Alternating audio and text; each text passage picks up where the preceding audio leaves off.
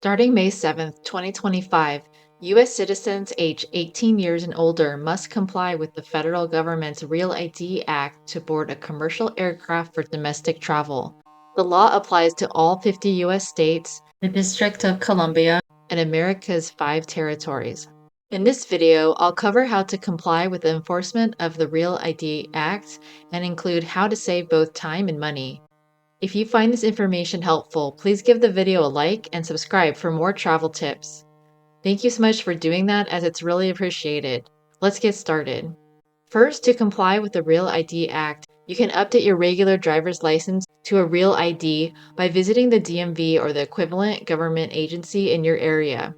Applying for a Real ID involves showing the agent one proof of identity, such as a birth certificate or passport, and two other documents showing personally identifiable information, such as a bank statement and an energy bill that shows your name and current address. Check the DMV website or equivalent in your area for a list of options of what to bring in.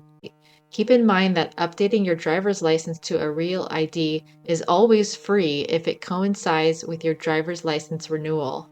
If you need or want a Real ID before the time of your license renewal, your state or area may charge a change fee depending on your age. For example, the change fee in California is $35 for individuals between the age of 18 and 61, while individuals age 62 and over can update their license to a Real ID for free. If you decide to pay a change fee, you'll still pay the same amount that you would typically pay to renew your license. So, for example, in California, you'd pay the $35 for your change fee and then the $45 later on for your renewal fee for a total of $80.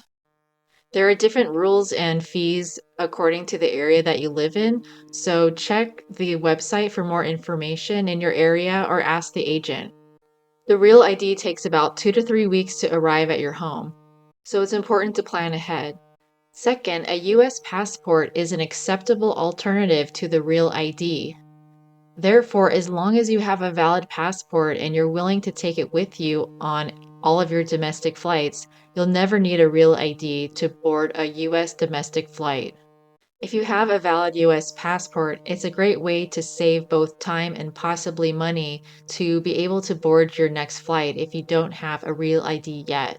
You can choose to use your US passport to board domestic flights until it's time for your driver's license renewal, and then you can get a Real ID for free at that time.